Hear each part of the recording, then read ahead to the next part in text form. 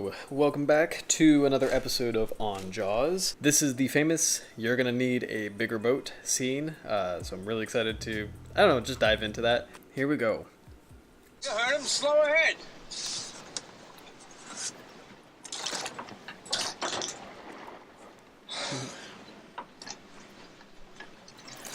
Slow ahead.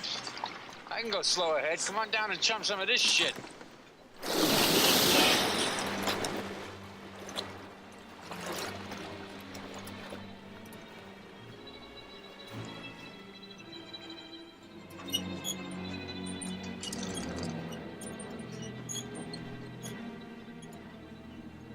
You're gonna need a bigger boat.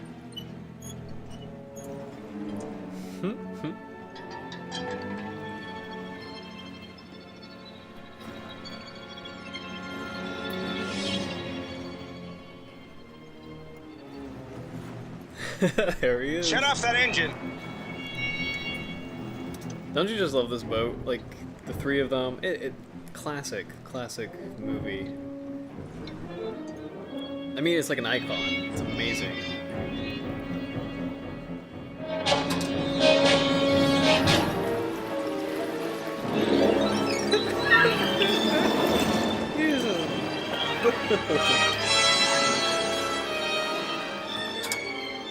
That's a 20-footer. 25. Nice. Alright, end scene. Okay, so that's a fun clip. Let's talk about the Jaws shark. I like to call him Mr. Froggy, the frog shark. From a side profile, this shark looks amazing. Like it's really cool. And I don't know the details behind the scenes of why it's designed this way, but the front of it, I'm sure there's got to be some mechanical reason for it, but the front of it, you got this huge mouth, and then these eyes that are like on the side of its head, which is kind of silly. Like the eyes like kind of jut out a little bit, and the snout is kind of short. Like the only thing really wrong with this shark is its face, and it's not that noticeable. It's kind of like, it's almost like a pug great white a little bit. Real great white sharks are like, they have a beautiful conical like head. Like their head is massive, and it's just this really smooth, streamlined, like torpedo, beautiful shape. And I honestly, I don't mind if Jaws didn't get it 100% right, because that thing is infamous for experiencing so much mechanical problems. It's amazing that they made a robot. I think they made a couple, but it's amazing they even tried. And it's amazing that any of them worked in salt water. So I really don't blame them for that.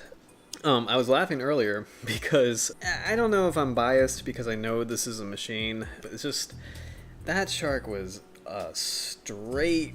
This is a nitpick, but he was like booking it just in such a good straight line that it's kind of funny. That doesn't seem like a very natural cruise, but again, it's a nitpick. I don't blame them because it's amazing they got anything to work on that machine. So I really don't blame them for that.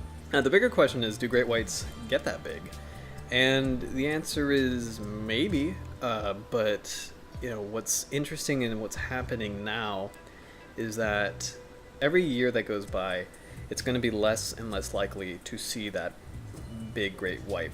For the past 100 years, probably longer, big sharks, the biggest in their class, I mentioned this in another video, but they're disappearing. Smaller versions of bull sharks and great whites and tiger sharks are going to be more likely than the larger big trophy sharks, because they're just being fished out.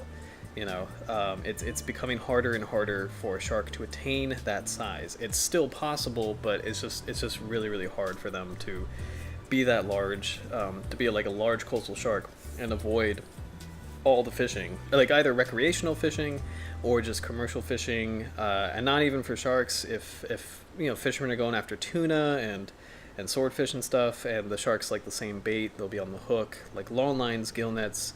All this commercial fishing activity, it's making it harder to find a large great white like that in the wild. So it's weird. It's kind of a weird state of the ocean right now, where again, we still live in a world of big sharks, but it's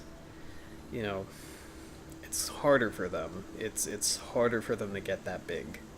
in the next generation, I don't know how many will be there, like that size. So, which is upsetting. There's such beauty to the idea of like the big one, like the one that escaped all of that pressure. The gargantuan leviathan shark patrolling the sea. There's something beautiful to that. So I hope we change. In my opinion, that depends on the consumer. Your dietary choices have a big impact on the ocean. All kinds of food obviously take energy to produce, and all of them have an impact on the ocean in one way or the other. But I mean, seafood obviously has the most direct impact. It's the one that like the production of seafood is the thing that interferes with sharks the most.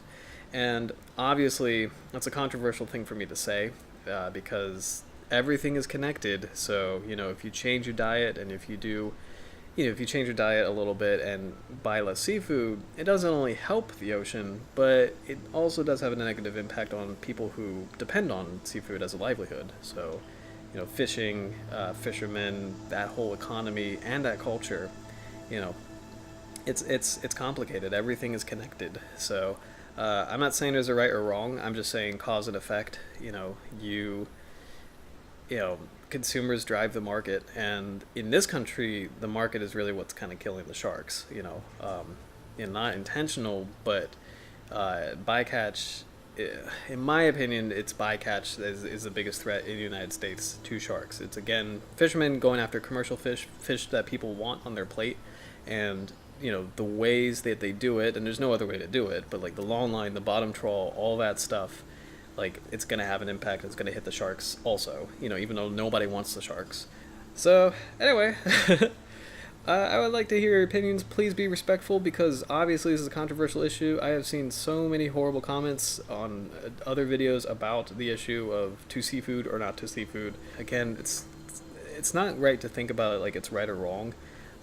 Again, think about it like it's cause and effect. Just think about it, So, and all I care about is people making an informed decision. So, please be respectful. I would love to hear respectful points.